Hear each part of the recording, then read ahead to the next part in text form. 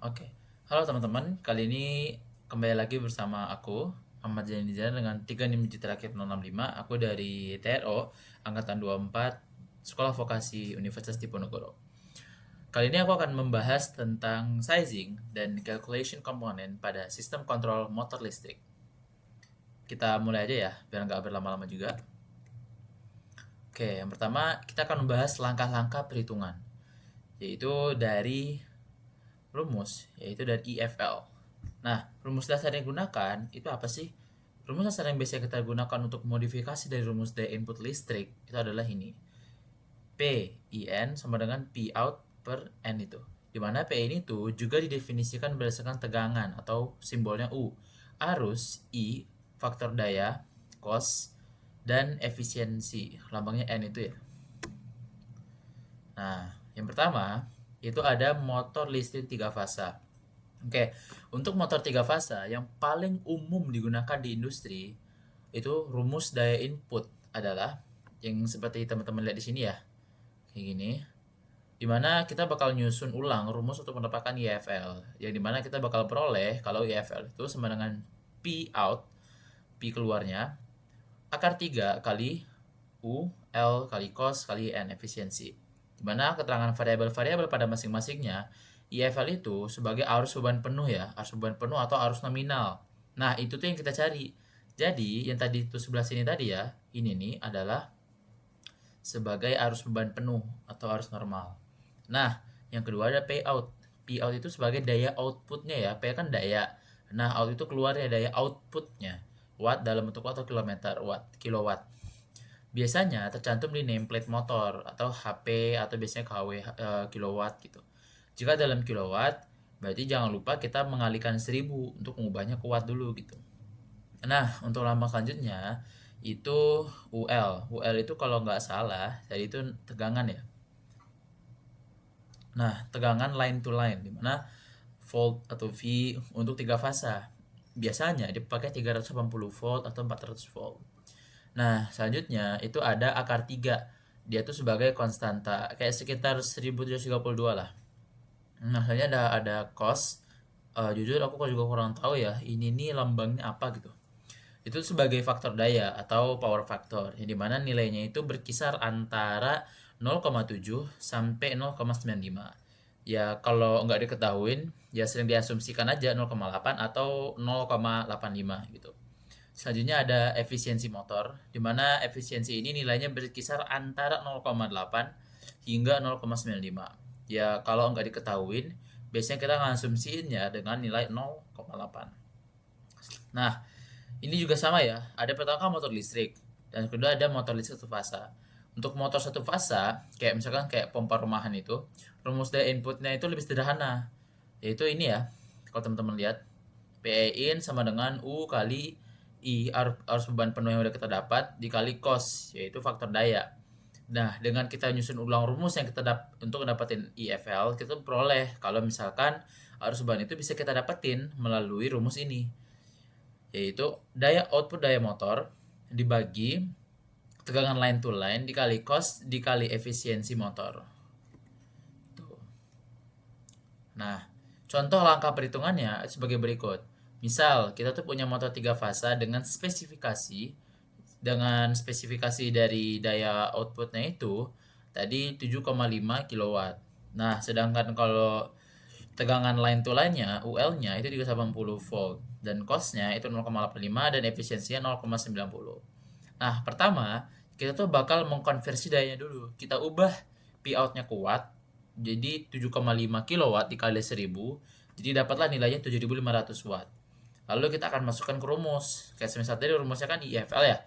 Kita bagi aja. Jadi 7500 watt yang kita dapetin tadi, kita bagi dengan rumusnya, yaitu akar 3 dikali 380, yaitu dari nilai P out-nya dikali 0,85 itu dari cost-nya dan dikali 0,9 yang mana itu efisiensinya.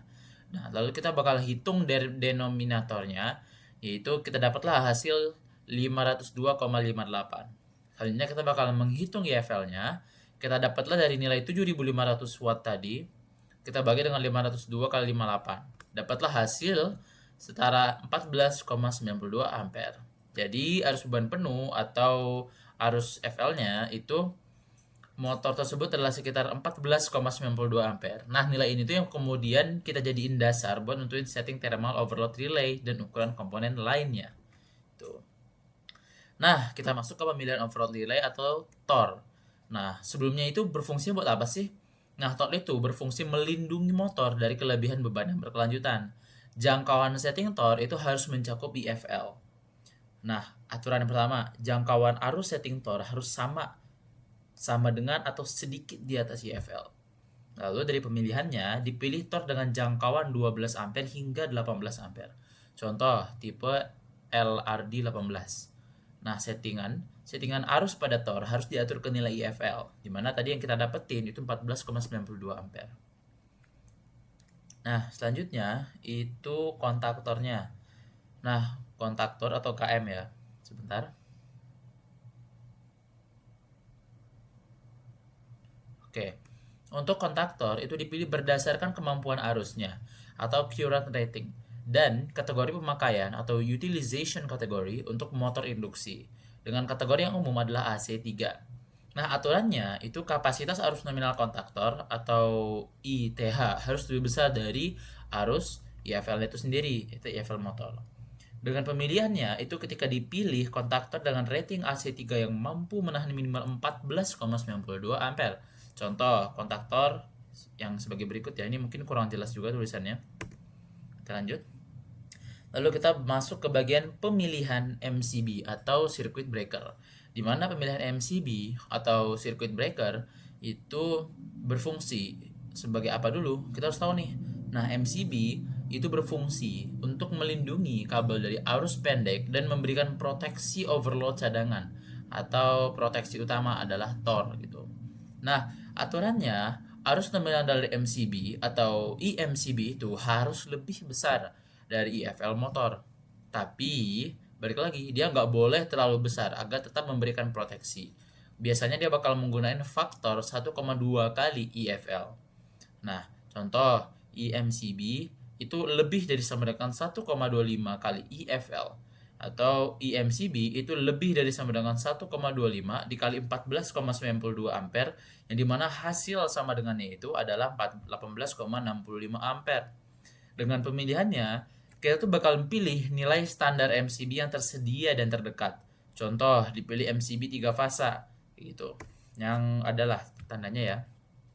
Nah, selanjutnya kita bakal masuk ke pemilihan ukuran kabel listrik. Oke, kabel listrik itu dipilih berdasarkan daya hantar arus atau ampacity yang harus mampu membawa arus startup dan arus nominal motor. Nah, di mana arus yang ditanggung kabel atau I-kabel ambil nilai terbesar antara IMCB atau arus yang dimana dia 1,25 dikali IFL. Jika menggunakan TOR, kita gunakan 18,65 ampere. Lalu masuk ke dalam pemilihannya, konsultasikan tabel standar KHA kemampuan hantar arus sesuai jenis kabel. Misal, kayak gitu, dan instalasi. Contoh untuk kabel NYE I pada instalasi di udara terbuka, kabel 2,5 mm kuadrat umumnya memiliki KHA sekitar 20 A ampere hingga 25 ampere. Lalu dipilih kabel NEA 2,5 mm kuadrat di mana itu masuk ke 3 fasa. Nah, dalam ringkasan-ringkasannya itu seperti ini ya teman-teman. Nah, komponen IFL itu berdasarkan apa? Rumus daya. Nilai perhitungannya sekian, akhirnya kita memilih komponennya nanti. Nah, kita masuk ke bagian TOR berdasarkan dari apa? Nilai IFL. Nah, nilai perhitungannya sekian, akhirnya mendapatkan jangkauan sekitar 12 hingga 18 gitu. Ketika kita udah men-setting dari nilai perhitungan IFL-nya. Nah, untuk kontaktornya itu lebih dari IFL-nya. Oke. Nah, lebih dari 14,92 di mana kita dapat yang lebih itu 18-nya atau AC3. Kita masuk ke MCB 12,2,5 yang lebih dari 1,2,5 itu adalah 18 dari nilai perhitungannya. Lalu kita masuklah ke angka 20 3 fasa. Lalu kita masuk ke kabel, kita masuknya ke IMCB di mana dia lebih dari 18, akhirnya dapatlah nilai 2,5 mm kuadrat gitu. Nah, untuk pengukuran komponen untuk rangkaian star delta itu dengan prinsip utama semua komponen membawa arus di jalur fasa atau IPH dihitung berdasarkan IFL atau akar 3. Yang pertama, perhitungan arus. perhitungan arus itu arus beban penuh atau IFL, di mana nilainya adalah 14,92 ampere sebagai arus jalur, dan arus fase atau IPH dengan IFL dibagi akar 3 yang dimana hasil akhirnya itu kurang lebih 18,61 ampere. Itu arus belitan. Yang kedua, pemilihan komponen. Nah, komponen dari MCB atau MCCB dengan dasar sizing 1,25 kali IFL, di mana pilihan praktisnya itu sama dengan 18,65 ampere yang kita konversikan menjadi 20 ampere. Lalu kita masuk ke bagian komponen Tor, di mana kita bakal dasar sizingnya dengan IPH dengan jangkauan yang mencakup 8,61 ampere yang akhirnya masuk ke dalam nilai 7 hingga 10 ampere atau setengah dari 8,6 ampernya. Nah, komponen ketiga yaitu kontaktornya. 3 kontaktor di mana KM1, KM2, dan KM3. Kita pun juga sama ya, menggunakan dasar sizing di mana IPH digunakan, di mana nilai praktisnya itu lebih dari sama dengan 8,61 ampere, yang di mana nilai itu adalah 9 ampere atau AC3. Nah, kabel utama atau input ke KM1 itu dengan menggunakan dasar sizing IFL, berbeda dengan yang sebelum-sebelumnya, di mana pilihan praktisnya itu lebih dari sama dengan 18,65 ampere, yang dimana dia akan masuk ke dalam kondisi dimana itu 2,5 mm kuadrat. Nah, selanjutnya itu masuk ke dalam kabel motor. Kabel motor itu merupakan output ke motor, dimana itu bakal masuk ke dalam IPH, dimana itu 1,25, dimana itu lebih dari sama dengan 10,76 ampere, dan nilai hasilnya itu adalah 1,5 mm kuadrat. Nah, lalu kita akan masuk ke bagian cheat sizing, dimana cheat sizingnya ini itu sama dengan langkah satu tadi, dimana kita bakal menentukan arus motor atau IFL dengan nilai ini adalah nilai dari titik awal Anda. Itu. Jadi kayaknya cheat sheet-nya dimana dia bakal ngitung IFL, jadi daya motor atau kilowatt atau HP ini, atau dapatkan langsung dari nameplate motor, itu bisa juga. Jadi dari inputnya atau IFL itu dikali dengan sama dengan ampere, X ampernya lah nilainya berapa. Nah, langkah kedua kita tuh pahami faktor pengali kunci, di mana kita bakal hafalin atau mencatat faktor pengali ini, karena ini adalah inti dari cheat sheet sizing. Nah, kita hafalin nih, entah itu komponennya MCB, kontaktor, Tor, dan kabel utama. Dengan kita membaca operasi sizingnya, lalu kita baca operasi faktor pengalinya, lalu kita lihat tujuannya, baru kita ingat gitu. Jadi sisanya kita bisa gampang dengan mudah mengerjakan. Oke, kita masuk ke cheat sheet sizing yang ke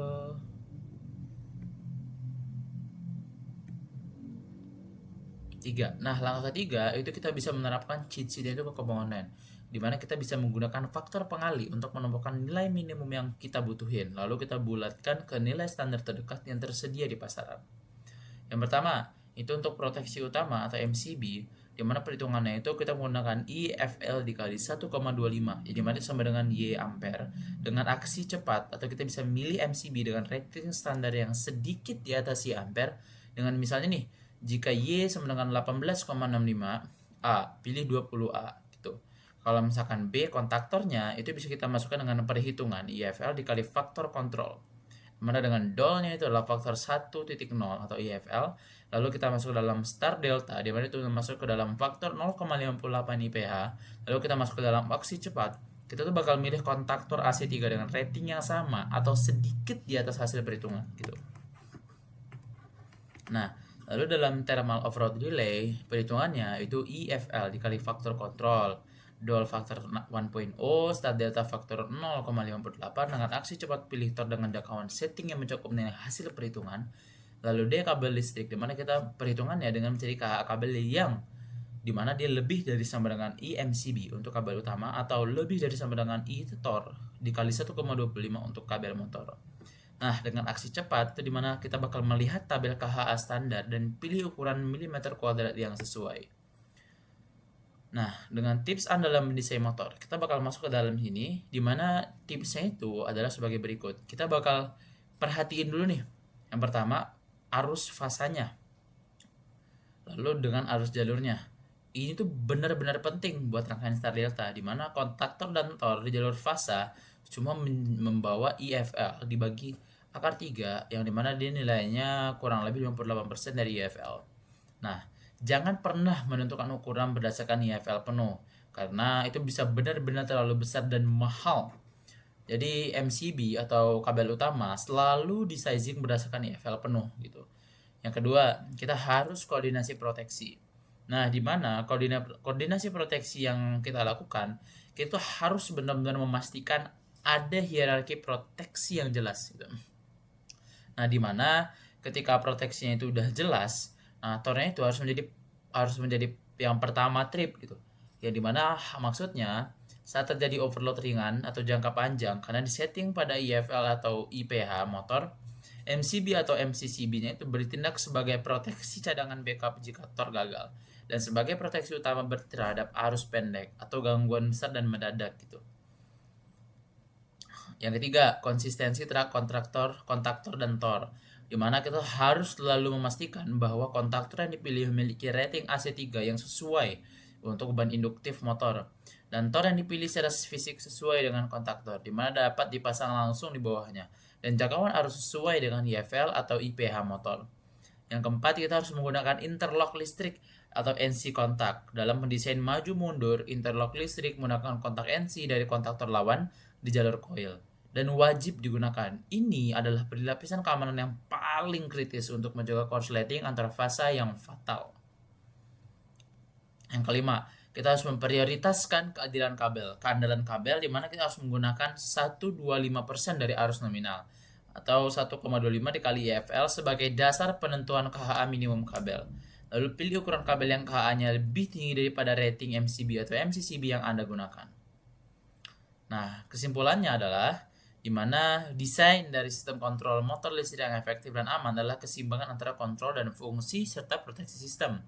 Di mana proteksi itu adalah prioritas. Di mana kita harus selalu mengutamakan keselamatan operator, motor dan instalasi. Di mana hal ini diwujudkan dengan pemilihan perangkat proteksi yang tepat, sizing yaitu MCB atau MCCB untuk arus pendek dan overload cadangan, dan tor untuk overload utama yang sensitif terhadap motor. Lalu kita harus gunakan sizing berbasis arus, di mana semua pemilihan komponen sizing harus didasarkan pada arus beban penuh atau IFL motor. Dengan kesalahan dalam perhitungan IFL akan menyebabkan kesalahan pada semua pemilihan komponen, mulai dari kabel, kontaktor, hingga setting tor. Oke, teman-teman, sepertinya teman-teman belum bisa melihat juga banget ya. Kita akan geser dulu ke sini. Oh, maaf. Kita akan geser ke sini. Oke, biar teman-teman bisa lihat. Nah, yang ketiga, rangkaian kontrol versus daya, di mana rangkaian kontrol atau tegangan rendah itu adalah logika yang mengatur kapan rangkaian daya tegangan tinggi yang harus beroperasi. Fitur penting dalam kontrol sirkuit adalah penguncian atau holding untuk operasi berkelanjutan dan interlock mekanis atau listrik untuk mencegah mode operasi yang bertentangan seperti maju mundur bersamaan gitu. Lalu efisiensi starting, di mana pilihan rangkaian starting, dual star delta, soft starter, VFD harus disesuaikan dengan kapasitas sumber daya listrik. Rangkaian seperti star delta digunakan untuk mengurangi arus starting I-start yang tinggi agar tidak mengganggu jaringan listrik. Itu mungkin segitu aja yang bisa saya sampaikan buat hari ini. Terima kasih. Sampai jumpa di video selanjutnya.